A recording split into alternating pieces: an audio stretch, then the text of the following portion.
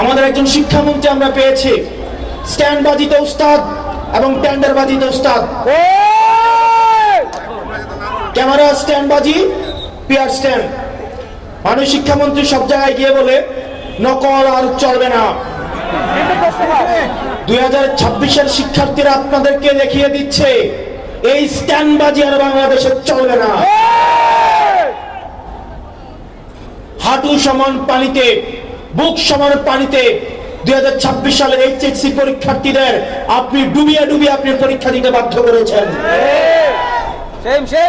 এবং একটা পরীক্ষার প্রশ্ন আপনি প্রণয়ন করেছেন, আপনি পরীক্ষার প্রশ্নের মধ্যে 2টা সৃজনশীলে আপনি ভুল দিয়ে রেখেছেন।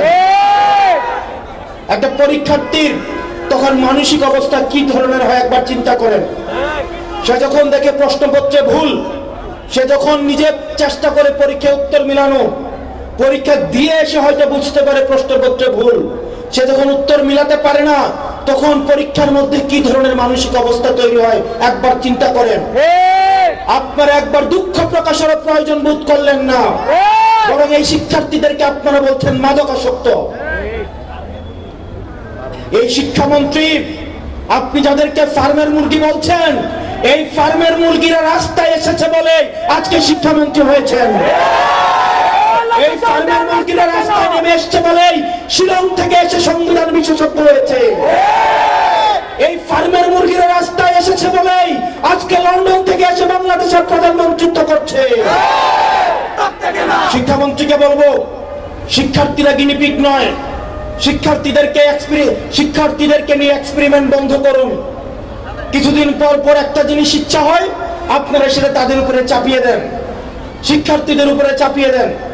এই শিক্ষার্থীদের আপনাদের এক্সপেরিমেন্টাল টুল না, যে যখন ইচ্ছে তাদেরকে নিয়ে এক্সপেরিমেন্ট করবেন, এক্সপেরিমেন্ট ফেল করলে আবার সে এক্সপেরিমেন্ট তুলে নেবেন। কারণ আপনাদের সন্তানরা দেশে পড়াশোনা করে না, আপনাদের সন্তানরে আপনারা বিদেশে রেখে পড়াশোনা করান। পরের সন্তানদেরকে রাস্তায় রেখে রাজনীতি করাবেন, পরের সন্তানের ভবিষ্যৎকে নষ্ট করবেন, পরের সন্তানদেরকে নিয়ে এক্সপেরিমেন্ট করবেন। এই বাংলাদেশ নিয়ে এক্সপেরিমেন্ট আর আমরা আপনাদেরকে করতে দিব না। নগদ নিয়ে এলো হার না মানা হার অফার। সর্বনিম্ন 10,000 টাকা রেমিটেন্স নগদে পাঠালে থাকছে স্বর্ণের হার জেতার সুযোগ। 2026 সালের এইচএসসি পরীক্ষার্থীদের প্রতি সংবেদনশীল আচরণ করার অনুরোধ করব।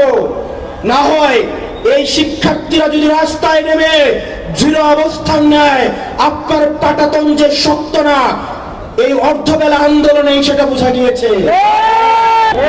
আমরা 24 পরবর্তী বাংলাদেশে এই ধরনের বাংলাদেশ আমরা চাই না। ব্যবসায়ীরা হাহাকারের মধ্যে রয়েছে, ফুটপাতের হকাররা হাহাকারের মধ্যে রয়েছে, রিক্সাওয়ালা ভাইয়েরা হাহাকারের মধ্যে রয়েছে। 200 টাকা ইনকাম করলে 50 টাকা বিএনপি ছাত্রদল যুবদলকে চাঁদা দিতে হয়, স্থানীয় এমপিদেরকে চাঁদা দিতে হয়। এই চাঁদাবাজির বাংলাদেশ আর চলবে না। আপনারা যদি মনে করে থাকেন এই চাঁদাবাজির যাত্রা আপনারা অব্যাহত রাখবেন, মনে করার দরকার নাই এভাবে বেশি দিন খাইতে পারবেন। হাসিনার হয়তো 17 বছর লাগছে। আপনারা এটা বলেন সত্য, প্রত্যেক দিন জুলাই হয় না, প্রত্যেক বছর জুলাই হয় না, কিন্তু যখন জুলাই হয় তখন পালানোর জায়গা পাবেন না।